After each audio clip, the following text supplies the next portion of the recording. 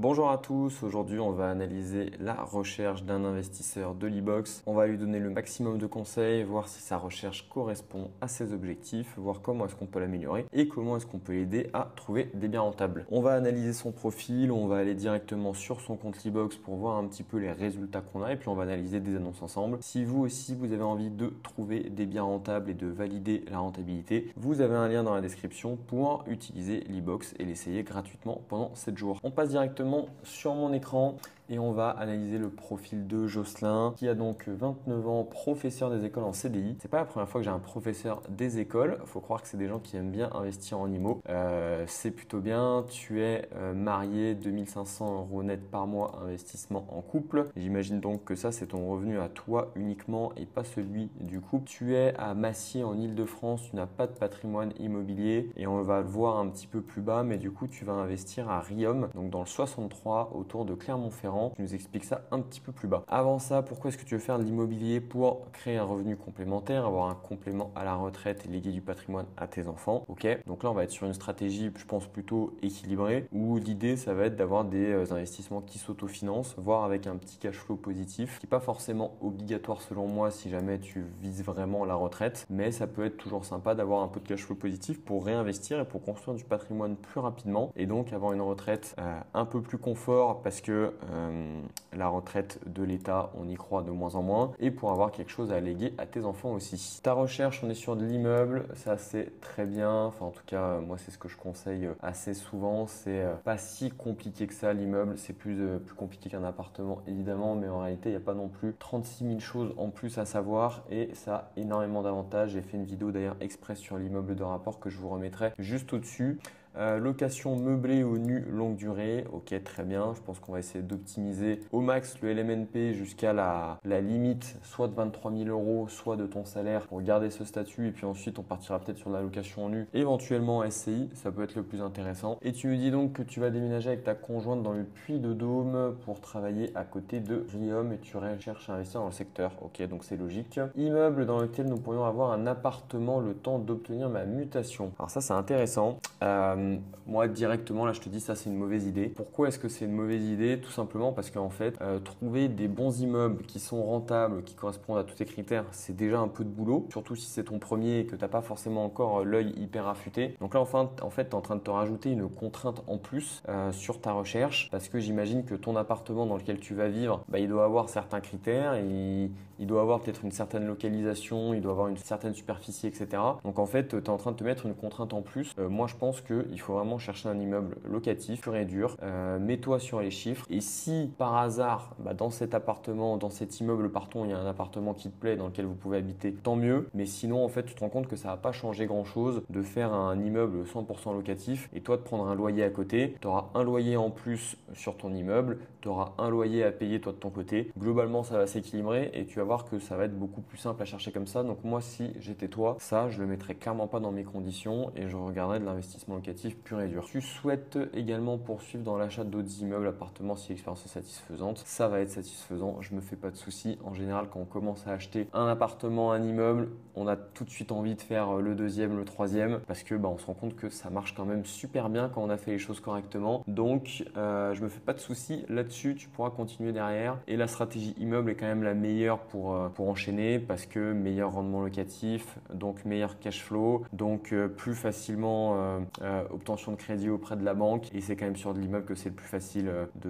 d'enchaîner, de faire des gros patrimoines. Donc là, tu es plutôt bien parti. C'est plutôt bon jusque là. Blocage, le fait d'être toujours à Paris pour le travail, de ne pas avoir beaucoup de temps pour les visites. Bah ouais, forcément, c'est vrai que c'est pas à côté. Là, toi, en fait, t'es dans un investissement semi à distance du coup où, en fait, pour le moment, tu es très loin, mais dans quelques temps, mois ou années, je sais pas exactement quand est-ce que tu déménages, tu vas être sur place. Donc pour la gestion, ce sera plus simple. Mais la plus grosse partie du boulot, quand même, elle se fait pendant la recherche. J'ai presque envie de dire la gestion, en fait, finalement, c'est là où tu peux te permettre d'être loin parce qu'une fois que le bien il est acheté, il est négocié, que le crédit est fait, que les travaux sont faits, que les locataires sont en place, tu peux mettre en agence et globalement, il se passe pas grand-chose. L'agence gère quand même, normalement, si elle fait bien son boulot, 99% des problèmes. Et toi, ton immeuble, t'es quasiment plus obligé d'y aller. Donc, c'est là que c'est le plus compliqué. En fait, c'est quand tu es en phase de recherche et donc la distance, va falloir que tu la gères comme il faut. Pas beaucoup de temps pour les visites, va falloir le trouver si jamais tu veux acheter ton immeuble vite. Et c'est toujours bien d'acheter acheter vite parce que le temps joue vraiment avec toi. Donc là, en fait, concrètement, va falloir que tu fasses un peu comme tous ceux qui investissent à distance, même s'ils n'ont pas forcément prévu de déménager. Et du coup, l'idée, ça va être de dire, par exemple, je me prends un samedi de temps en temps où je me fais une journée de visite. Et donc, tu essaies de très bien t'organiser pour visiter 4, 5, 6, peut-être 7 immeubles dans la journée. Tu pars le matin très tôt, tu arrives à Clermont-Ferrand, soit en train, soit en voiture, et tu vas visiter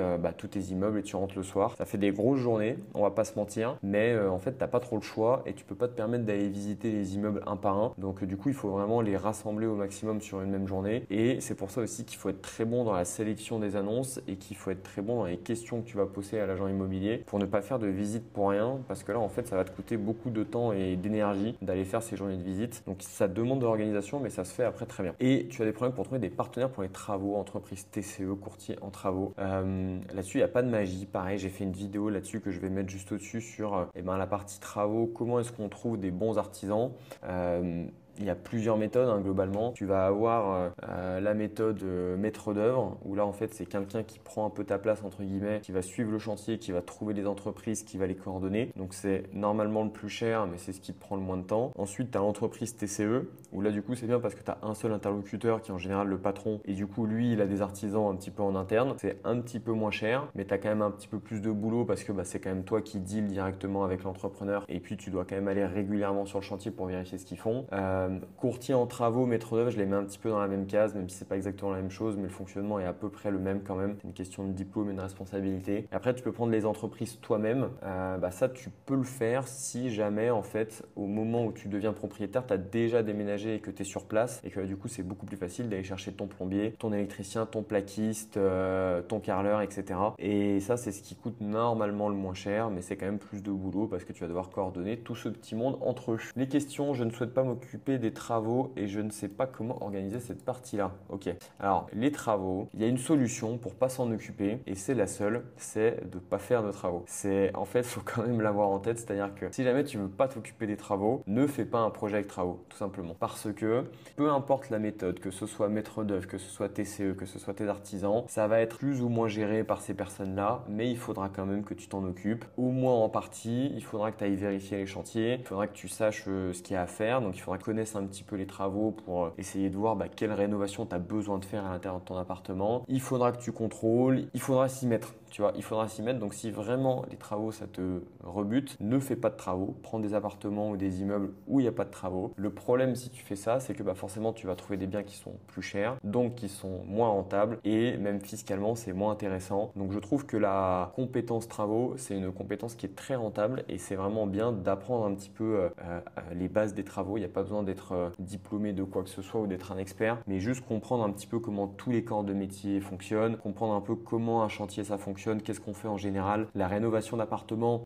on réinvente pas la roue à chaque fois, c'est quand même un peu toujours la même chose. Donc il y a 2-3 trucs à savoir sur l'élec, sur l'isolation, sur la plomberie, etc. Mais c'est quand même pas non plus énorme. Et donc si j'étais toi, je me mettrais un petit peu là-dessus. Ce que je dis dans ma vidéo travaux, c'est qu'il y a un truc qui est super, c'est Leroy Merlin Campus. C'est des espèces de cours de bricolage en ligne gratuits et ça permet vraiment d'avoir des bases dans tous les corps de métier. Et ça, franchement, c'est vachement bien. Donc voilà un petit peu sur ton profil. Écoute, on va aller voir un peu ta recherche, voir ce que ça donne et voir si on peut te trouver des biens. Je suis sur ton compte, je vois que tu as la recherche immeuble Riom. On va voir un petit peu ce que tu as mis comme filtre déjà et voir si on trouve des immeubles intéressants. Ok, en termes de secteur, je vois que tu as mis tout le Puy-de-Dôme.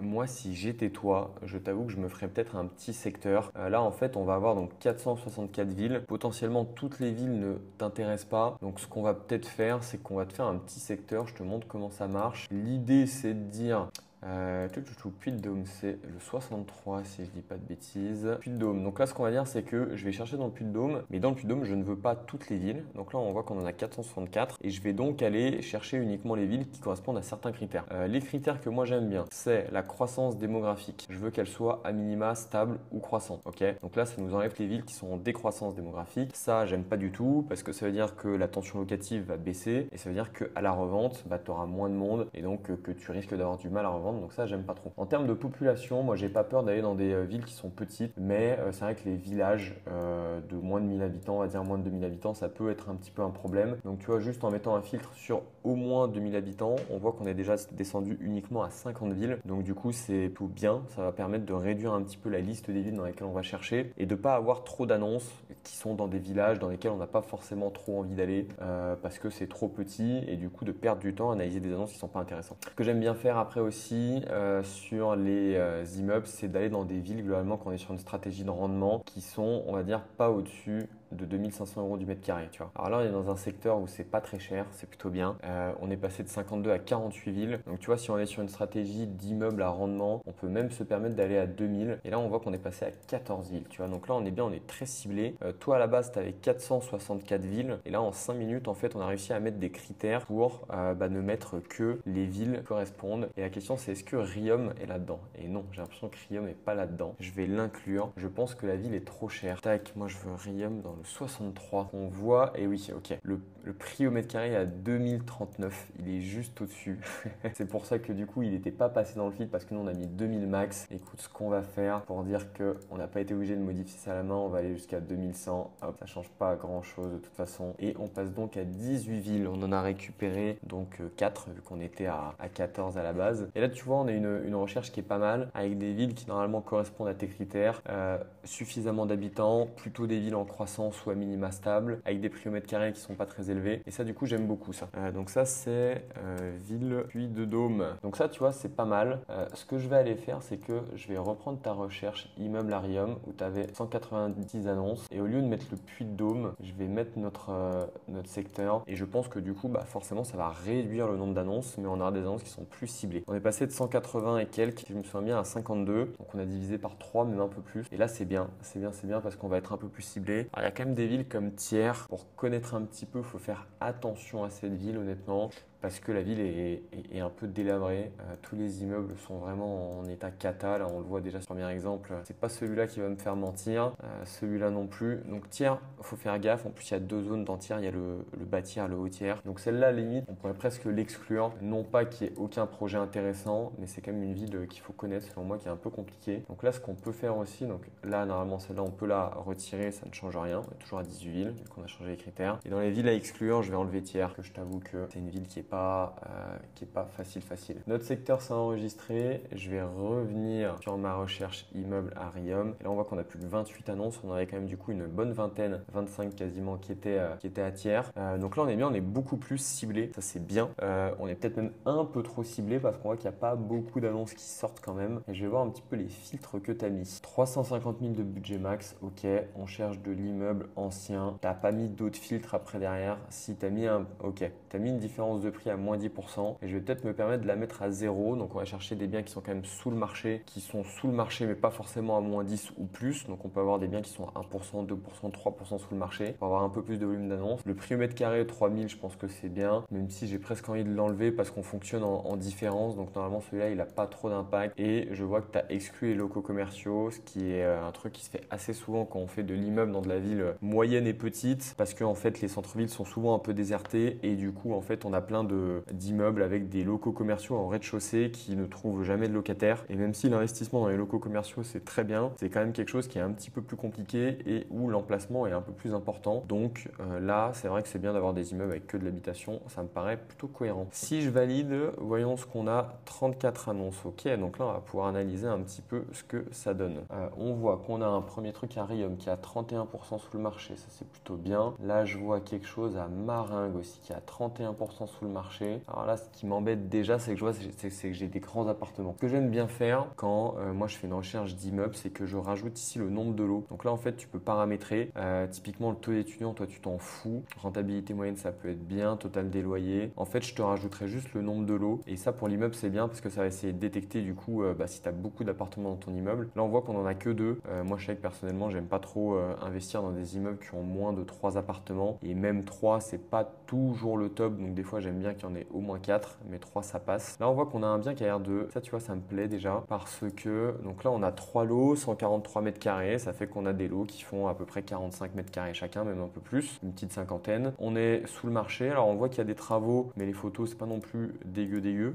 On est sur un rendement qui a l'air d'être plutôt bon, même si là les travaux n'ont pas encore été estimés. On a le quartier qui a été détecté, que je ne connais pas, donc je ne sais pas si c'est le bon, on pourra analyser ça. Et il y a eu une baisse de prix, donc potentiellement ça veut dire qu'il y a quelque chose à faire sur ce bien-là en termes de négo. Tu vois, celui-là je pense que je peux l'ouvrir et qu'on peut essayer de l'analyser déjà pour voir un peu ce que ça donne. Ce que je fais moi à chaque fois, c'est que normalement je regarde pas les photos, je regarde tout de suite la description et je la lis presque de bas en haut pour essayer de choper les infos importantes. Là ce qu'on voit c'est directement que là faut faire attention sur les DPE, sur les immeubles. En fait, c'est un peu compliqué parce qu'il y a plusieurs appartements. On peut avoir des appartements qui ont des très bons DPE et d'autres qui ont des mauvais DPE. On a souvent un DPE immeuble qui est fait, qui honnêtement sert à rien. Moi, j'ai toujours pas compris à quoi il servait ce DPE immeuble. Il a pas de valeur. Des fois, l'agent immobilier va vous donner que le DPE immeuble. Justement, ça n'a aucune utilité. C'est une espèce de moyenne bizarre des appartements et puis des communs. Bref, aucun intérêt. Donc, à chaque fois, il faut bien demander les DPE par appartement parce que vous, une fois que vous allez faire de la location, il va falloir avoir chacun des DPE en fait qui est plutôt bon, au moins en E.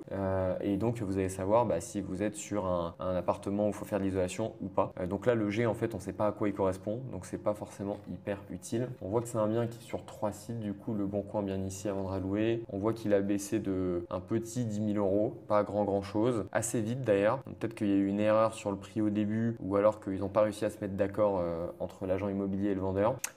On est dans le quartier est de Riom. Sinon, j'ai pas trop d'autres chiffres en plus, donc on va lire un petit peu. Tac, rénové en 2000. Ok, donc ça veut dire que ça fait quand même 25 ans que c'est comme ça. J'espère que ça a été rénové quand même à l'intérieur des appartements un peu plus récemment. 2 étages, 3 type 3. Ok, donc c'est pas mal. Vue dégagée, ça on s'en fout. Garage, cour intérieur, 3 caves. L'agent IMO, elle est verbeuse, hein. Elle aime bien raconter l'histoire du truc. L'intérieur est à rénover, ok, chauffage de ville, donc on n'est pas sur de l'élec, coin intérieur, ok. Bon, grosso modo, il n'y a rien de très intéressant sur cette description, mis à part raconter l'histoire du truc. On a une façade qui est plutôt propre, ça c'est plutôt bien entretenu. Les ont l'air d'être en double vitrage, c'est un peu dur en vue de l'extérieur comme ça, mais on est sur, j'ai l'impression, du montant PVC blanc classique. Donc ça a l'air d'être du double vitrage, oui c'est du double vitrage, on le voit ici du coup. Est-ce que c'est isolé? Je ne pense pas, parce que si c'était isolé on n'aurait pas forcément ces petits rebords comme ça, même si on a quand même une épaisseur entre le mur et la fenêtre. Normalement on devrait avoir un peu plus d'épaisseur, donc je pense que ces murs là, il faut les réisoler, au moins les murs extérieurs. Ça c'est pour ça qu'il faut voir un petit peu avec l'agent IMO pour qu'on ait les DPE par appartement. Des fois les agents IMO vont dire oui on n'a pas les DPE par appartement, les vendeurs veulent pas les faire. Franchement si il faut se battre pour avoir des DPE, enfin moi en tout cas c'est obligatoire. Moi je dis à l'agent IMO écoutez j'ai pas de temps à perdre, si le vendeur est pas capable de dépenser quelques centaines d'euros pour avoir des DPE par appartement pour faire sa vente, voilà, moi je viens pas visiter. Il faut aussi leur mettre un petit peu la pression aux agents IMO parce que sinon ils essayent de prendre le dessus quoi. C'est de prendre le dessus, et le DPE c'est vraiment génial parce qu'il y a plein d'infos à la fois. Donc ils vont faire les diag élec aussi, donc diag énergie, diag élec, vous allez avoir toutes les anomalies électriques, vous allez voir toutes les isolations de tous les murs, vous allez avoir les vraies superficies. Donc en fait les diags c'est hyper important. Qu'on voit dans un appartement comme ça, globalement isolation des murs extérieurs, le sol qui a changé, qui est un peu un truc premier prix dégueulasse. La peinture à refaire de partout, éventuellement encastrer du coup l'électricité si jamais on se met à doubler les murs. Celui-là, si on part du principe que c'est pas un mur extérieur, qui est peut-être le cas parce qu'on a vu que le truc faisait l'angle comme ça, j'ai l'impression qu'il y a que des murs extérieurs. Et ouais, non, j'ai l'impression qu'on a 3 murs extérieurs. Là à gauche, j'ai l'impression qu'il y a une petite place extérieur, il y a que le mur du fond, donc va falloir tout isoler ici. Donc ça va prendre en compte. Donc là faut isoler, donc on pourra se permettre de mettre l'électricité en encastré, c'est plus joli, mais ça va coûter un petit billet quand même de tout replaquer, tout isolé. Qu'est-ce qu'on voit d'autre? On a des chauffages du coup au gaz, donc on doit avoir une chaudière quelque part. Ouais, globalement c'est un appartement, c'est un immeuble où faut tout refaire. Il n'y a pas forcément d'agencement à faire particulier. On n'a pas de photos de tableau électrique ni quoi que ce soit, mais je pense qu'il y a des petites retouches à faire sur l'électricité. On n'a pas de cuisine, pas de salle de bain, mais je pense qu'il faut les prévoir. Donc là on est quand même sur un truc où il y a pas mal de travaux, même si on n'a quand même pas les fenêtres. Et ça c'est un gros budget en moins. Donc ça c'est plutôt bien, mais là il nous manque un peu d'infos pour savoir un peu à quel point on va avoir des travaux à faire. On va analyser celui-là juste pour juste pour le test, voir si ça peut devenir intéressant. Donc là, ce que je vais faire, vu qu'on est sur un immeuble, c'est que je vais séparer les lots. Donc là, en fait, j'ai mis qu'il y avait 3 lots. Donc automatiquement, ça a séparé les lots en 3 lots donc de 48 mètres carrés. Je vais préciser qu'on est sur du T3 à chaque fois, comme ça pour l'estimation de loyer, ce sera mieux. Là, ça a juste divisé le loyer de base en 3. Taxe foncière, on verra pour la réestimer aussi. Donc là, du coup, on est bien. Ah, ce que je voulais voir aussi, c'est est-ce que ce quartier, il est bon? Comment est-ce qu'on voit si un quartier, il est bon? Eh ben, en général, on voit qu'on n'a pas assez d'infos ici. C'est dommage. Ouais, ok. Eh ben, en fait, on va pas forcément savoir. Il n'y a pas beaucoup de ventes dans ce quartier-là. Donc, on va pas forcément savoir si c'est un bon ou un mauvais quartier. En tout cas, sur les prix. En général, ce que j'aime bien faire, si je me mets dans appartements et maisons, ok. Ah si, ça a l'air d'être un plutôt bon quartier. En tout cas, il y a l'air d'avoir plutôt de la maison. Et la maison a l'air de se vendre un petit peu plus cher que la moyenne de la ville. Donc, globalement, on a l'air d'être plutôt dans un bon quartier. Comment est-ce qu'on peut le voir aussi? C'est sur ce tableau-là. En fait, ce qu'on peut faire, c'est regarder un peu le niveau de vie moyen du quartier, le niveau de vie moyen de la ville. Voilà. Et là, en fait, on voit du coup, donc en France, en moyenne 23 000 euros. Riom, 23 200 en France. Riom, 23 100 en gros. Et dans le quartier, 23 500. Donc, quartier un tout petit peu plus riche que la moyenne de la ville. Très peu de logements vacants. Donc, ça, c'est plutôt bon. Qu'on peut voir aussi ici, c'est qu'on a plus de propriétaires dans ce quartier-là. Donc, je pense qu'on est dans un quartier plutôt résidentiel.